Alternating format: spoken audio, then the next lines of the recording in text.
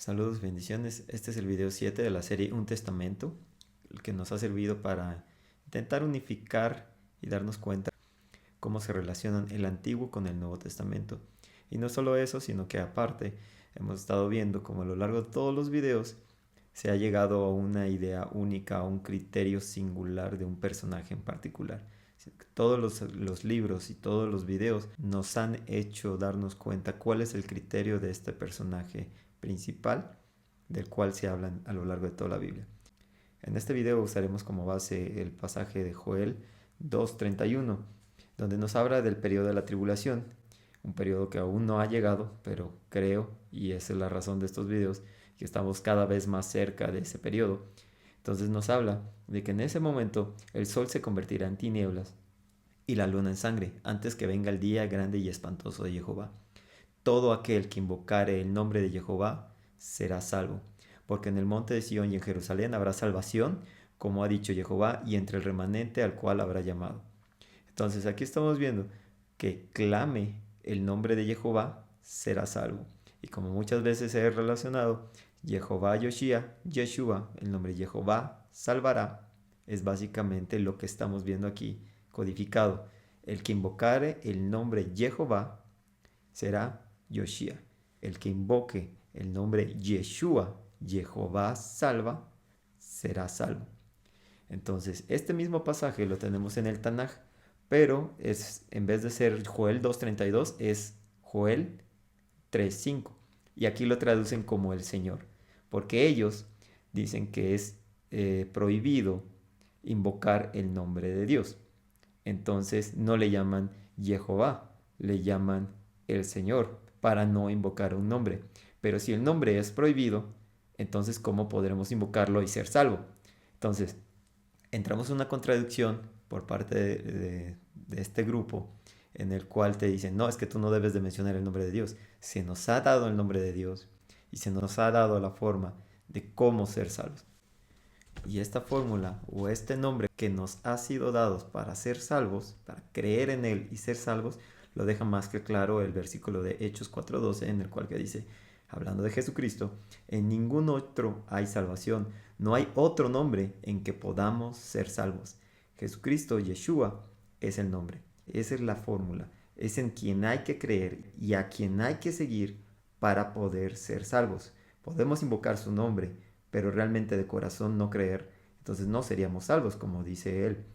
Hay quien dice, Señor, Señor, en su nombre hice tales cosas. Yo les diré, apartaos de mí, hacedores de maldad. ¿Sí? Entonces, ellos invocaban, sabían el nombre, sabían la fórmula, pero no lo siguieron, no hicieron sus mandamientos.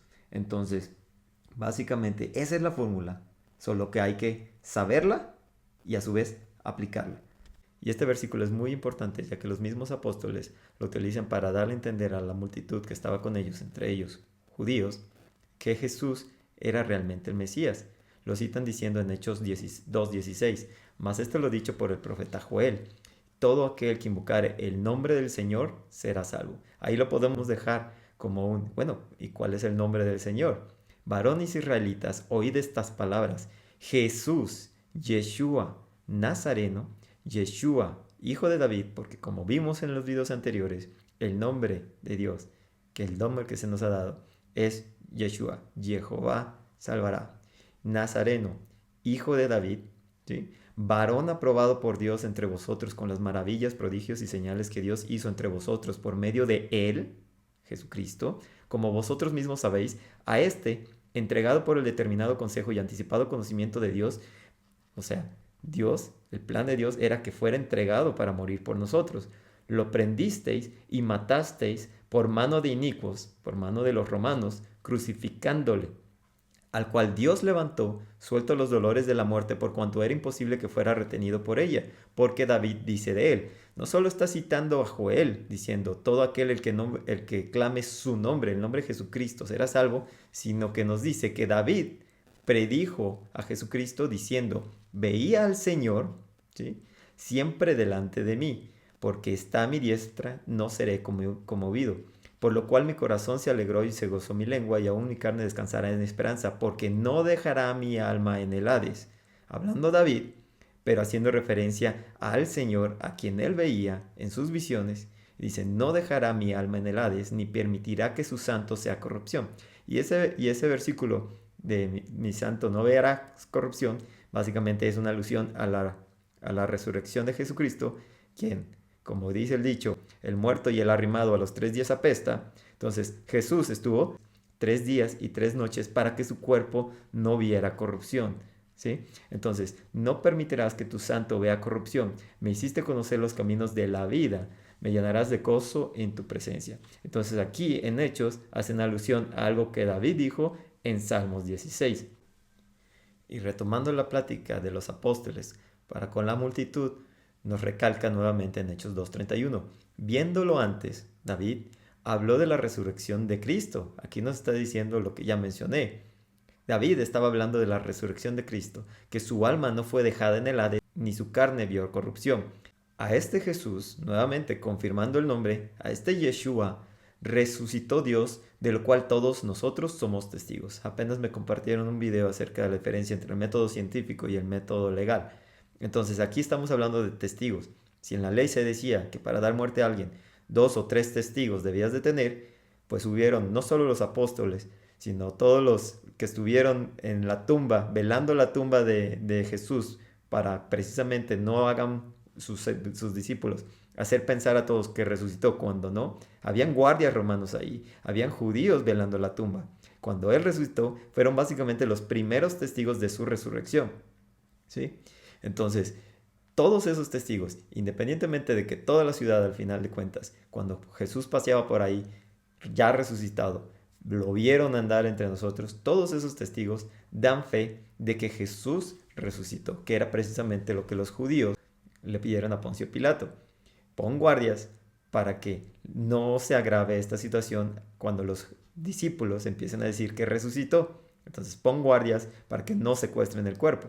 Entonces, lo que querían evitar ellos, al final de cuentas, sucedió, porque al resucitar ya fue evidente, ya no era algo que pudieran ocultar. Ahora, en Romanos 10, del 9 al 12, nos dice y complementa hasta cierto punto un poquito lo que ya habíamos visto en Joel y en Hechos, que si confesares con tu boca que Jesús es el Señor y creyeres en tu corazón que Dios le levantó de los muertos, serás salvo. Entonces ya crees en el nombre y ya crees que fue resucitado. Entonces, esa es básicamente la fórmula completa. Solo falta aplicarla. Pero dice que Jesús es el Señor. ¿Lo crees? Sí. Entonces, ¿crees que resucitó? Sí. Entonces, serás salvo, porque a partir de ahora clamarás su nombre y seguirás sus pasos. Porque con el corazón se cree para justicia, pero con la boca se confiesa para salvación. Pues en la Escritura dice, todo aquel que creyere no será avergonzado. Y está citando ahí otro versículo del Antiguo Testamento. Porque no hay diferencia entre judío y griego, pues el mismo que es Señor de todos es rico para con todos los que le invocan. Entonces, dentro de la fórmula no está incluida una restricción para invocar su nombre. Tú puedes invocar su nombre y creer en él en cualquier momento, que es básicamente lo que veremos en un ejemplo del etíope que se bautiza. Entonces, porque todo aquel que invocar el nombre del Señor, y cita lo mismo que dice Joel y Hechos, será salvo. Entonces, invocar el nombre y creer que él resucitó. Los malos, en Salmos 9 nos dice, serán trasladados al Seol. Todas las gentes que se olvidan de Dios. Si se olvidan de Dios, pues no invocan su nombre. Entonces no pueden ser salvos. Salmos 32:10, a su vez, muchos dolores habrá para el impío, mas el que espera en Jehová le rodea la misericordia. Alegraos en Jehová y gozaos justos, y cantad con júbilo todos los que son rectos de corazón. Y aquí en este versículo hago un poquito alusión a mi video de buenos o malos por naturaleza. Buenos, pero apartados de Dios. Mientras más apartados de la voluntad de Dios seamos, nosotros nos hacemos malos. Pero no quiere decir que nos crearon malos, nosotros decidimos apartarlos. Entonces, el que espera en Dios, se acerca a Dios, busca a Dios, sigue a Dios, cumple las ordenanzas de Dios y lo rodea la misericordia. Por el contrario, si nos apartamos, nos alejamos, nos enfriamos y, pues, ¿cómo podemos obtener algo de Dios si no lo seguimos? Ahora, enfocándonos un poco en el hecho del pedir, porque si invocamos el nombre es para, ya sea agradecer algo que ya nos dio de antemano, la vida, la salvación, todo lo que tenemos. Y ese es motivo de otro video en el cual entendemos que todo lo que tenemos es porque Dios nos lo ha dado. Entonces podemos agradecerle y a su vez le podemos pedir. Pero hay ciertas características, ciertas condiciones que nuestra petición debe tener para que sea escuchada y cumplida. Tiene que ser a la voluntad de Dios. Entonces, en Mateo y en Lucas nos dice, pedid y se os dará, buscad y hallaréis, llamad y se os abrirá. Aquel que pide recibe y el que busca halla, y al que llama se le abrirá. ¿Qué hombre hay entre vosotros que si su hijo le pide pan le dará una piedra, o si le pide un pescado le dará una serpiente? Pues si vosotros siendo malos, apartados de Dios, ¿sí? Ustedes que se han alejado de Él, saben dar buenas dádivas a vuestros hijos, cuánto más vuestro Padre que está en los cielos dará buenas cosas a los que le piden. El que es bueno, el que es la fuente, el que sí es completamente bueno. ¿Por qué? Porque Él no se puede apartar de sí mismo. Entonces Él es la definición de bueno. No hay uno bueno sino el Padre. El Padre es la base, la fuente de la bondad. Mientras más nos acerquemos a Él, buenos somos. Mientras más nos apartemos, nos volvemos malos por decisión propia. Ahí viene el albedrío. Así que todas las cosas que queráis que los hombres hagan con vosotros, así también haced con vosotros para con ellos, porque esto es la ley y los profetas. Aquí recordamos ciertos casos que ya como creyentes escuchamos por ahí diciendo, no, pues que esta persona era cristiana, pero le pidió a Dios que quería un hijo y le dio una hija. Entonces dejó de ser cristiano porque Dios no le pidió, no le cumplió la petición. Hay quien dice, no, pues yo oré para que mi papá no muriera, pero al final falleció. Entonces, si la voluntad de Dios es tener hijo y no hija, o viceversa, o que tu papá ha llegado la hora, o tu ser querido ha llegado la hora y tiene que partir, esa es la voluntad de Dios. No puedes pedir nada que sea contrario a la voluntad de Dios. Si estás viendo un partido de fútbol y estás pidiendo porque gane México y está jugando contra Alemania y los alemanes piden, no, pues sabes qué, queremos que gane nuestro equipo, entonces al final de cuentas va a ganar el equipo que es la voluntad de Dios. O sea, estás contrarrestando 1000 personas orando por México y 1000 personas orando por Alemania, al final de cuentas se va a hacer la voluntad de Dios. Y aquí estamos hablando un tema a lo mejor un poquito vano, mundano o irrelevante si así lo queremos ver, pero al final de cuentas la idea es que nos demos cuenta qué peticiones se le deben de hacer a Dios, qué peticiones no tienen sentido para con Dios. Y por si no había quedado claro, volviendo al tema principal, ¿quién es al que hay que invocar? ¿Quién es el que hay que clamar? ¿Quién es el que hay que confesar? Mateo 10 y Lucas 12 nos dice, a cualquiera pues que me confiese delante de los hombres, el que me confiese, el que declare, sí yo lo conozco, sí yo lo seguí, sí yo creí en él, sí yo seguí sus mandamientos. A ese que me confiese delante de los hombres, yo también lo confesaré delante de mis padres. Él también va a decir, no va a decir, como en el ejemplo anterior, apartaos de mí, sino venid, bienvenido a la cena que ha sido preparada para ti y para los que me siguieron. Entonces, el que me confiese, yo lo confesaré delante de mi Padre, que está en los cielos, y cualquiera que me niegue, cualquiera que no invoque el nombre delante de los hombres, yo también le negaré delante de mi Padre que está en los cielos. Entonces, todo lo que pidieres al Padre en mi nombre, nos dice Juan 14, pedid, invocad el nombre, Yeshua, Jehová Yoshia, Jehová salva. Todo el que invoque a Jehová el Salvador, yo lo haré. Y esto enfocado a que muchos dicen, ¿qué significa Yeshua?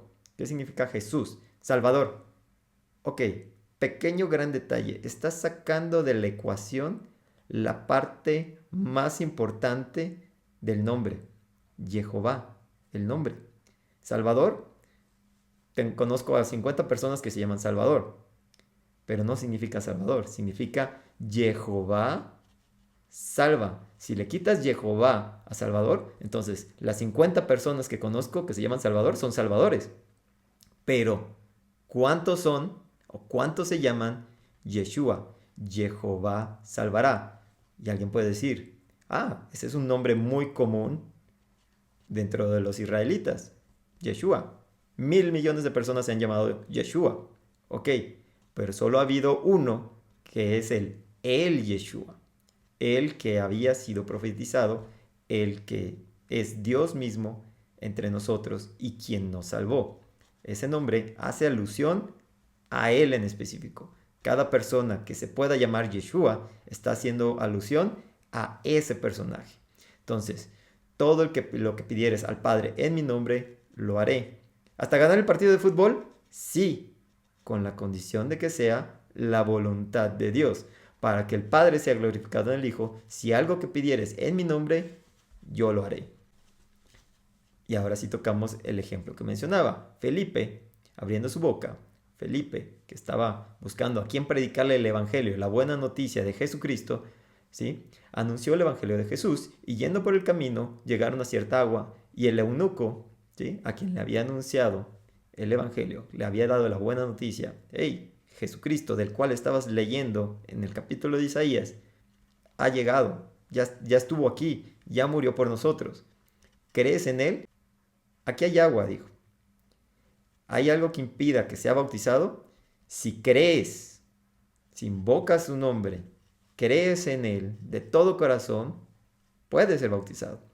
Y respondió y dijo, creo que Jesucristo es el Hijo de Dios. ¿Sí? Reconoció el nombre, reconoció que había sido resucitado de los muertos y reconoció que era el Hijo de Dios. Por tanto, Dios. Y mandó para el carro y descendieron ambos al agua, Felipe y el eunuco, y le bautizó.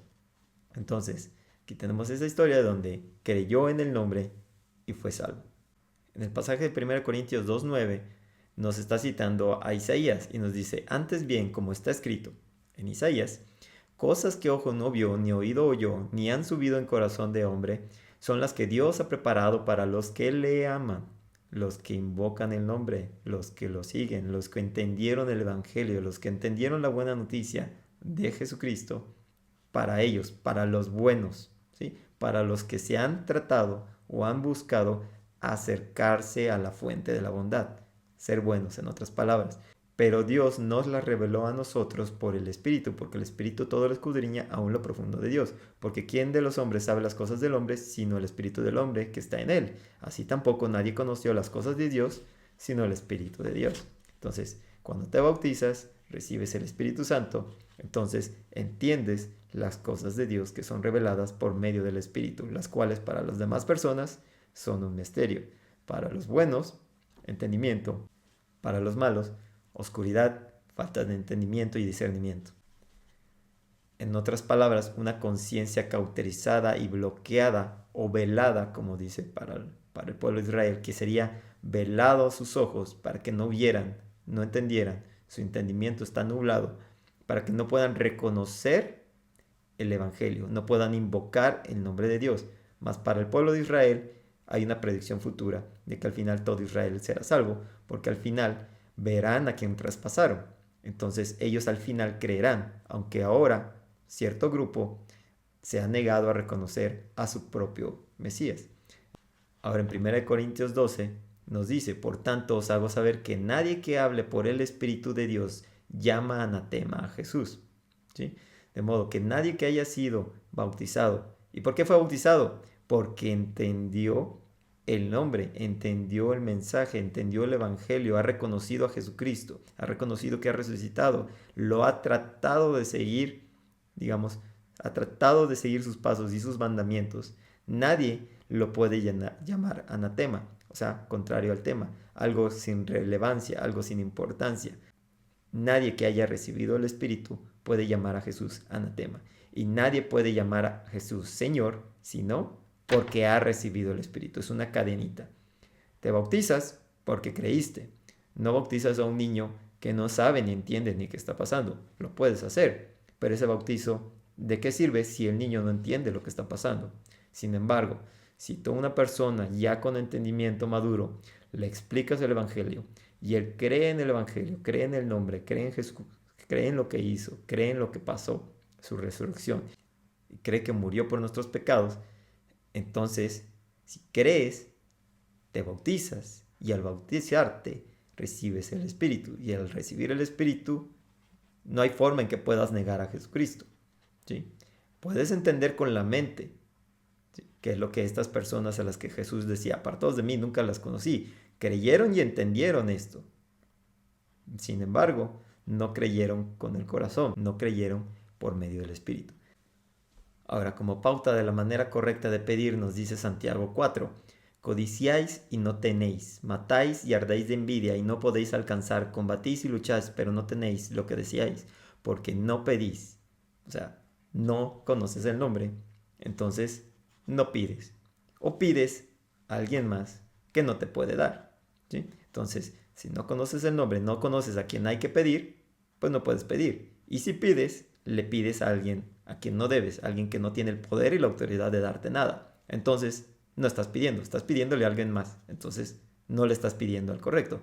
Es igual a no pedir. Entonces, y si pedís, no recibís porque pedís mal. Y si sí tuviste la fórmula, ¿sí? Entendiste el mensaje y pediste mal. ¿Por qué? Porque pediste para gastar en vuestros deleites. ¿Sí? Pediste cosas vanas, pediste cosas mundanas, pediste cosas contrarias a la voluntad de Dios. Pediste un hijo y te dieron hija. ¿Sí? Pediste vida y obtuviste muerte.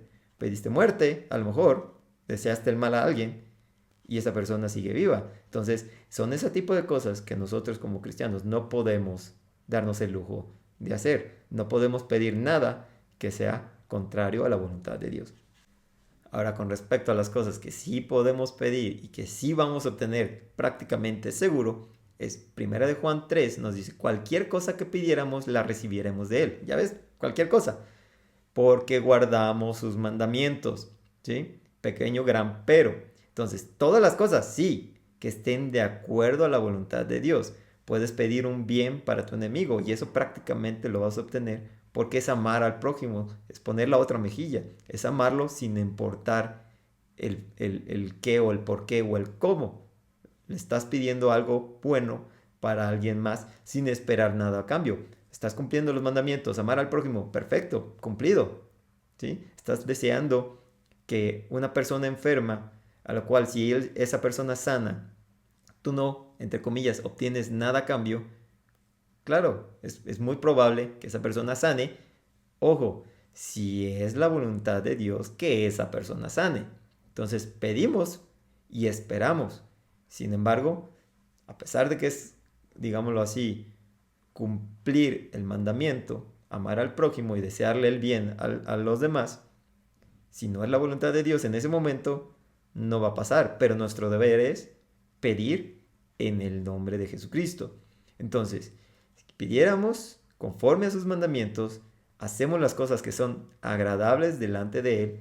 Este es su mandamiento, que creamos, nuevamente, ¿cuál es la fórmula? Creer en el nombre, recalco, en el nombre, ¿de quién? De Jesucristo, de Yeshua.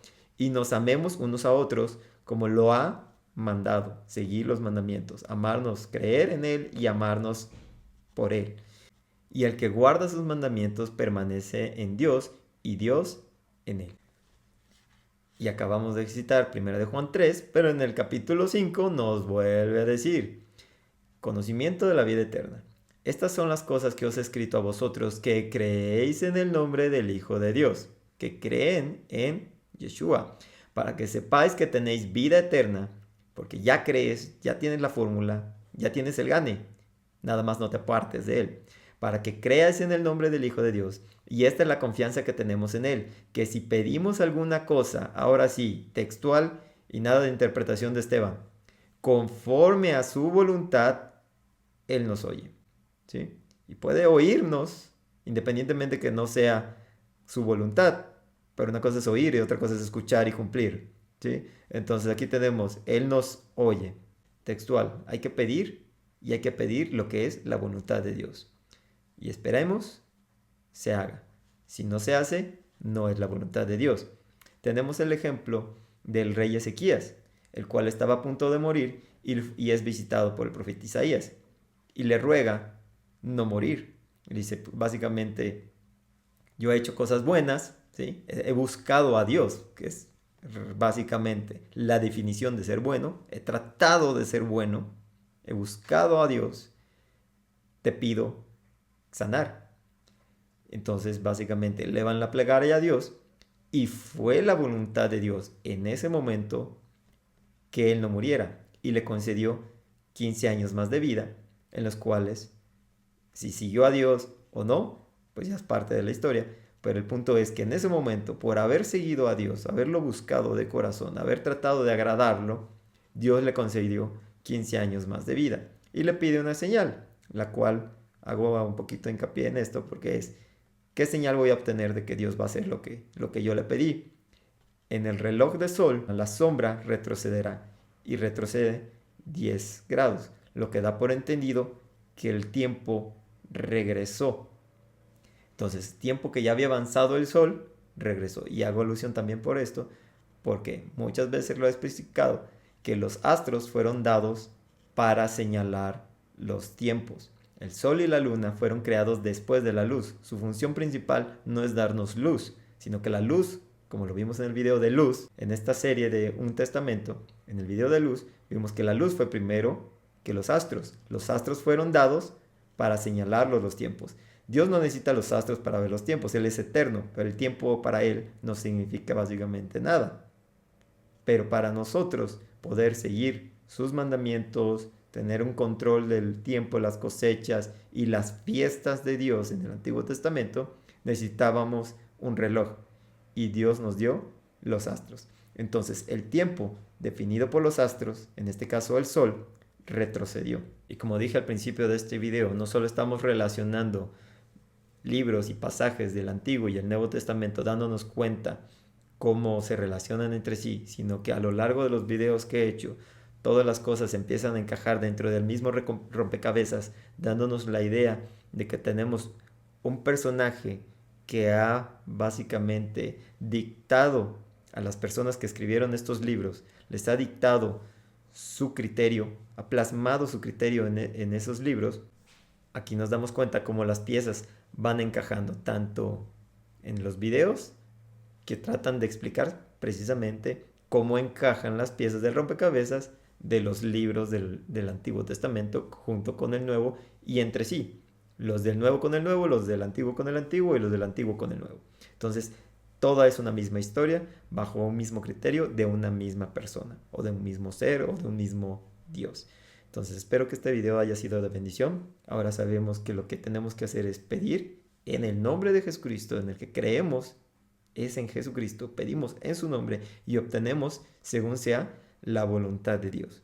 Es un hecho seguro que si pedimos algo contrario a la voluntad de Dios, 100% seguro no se va a hacer.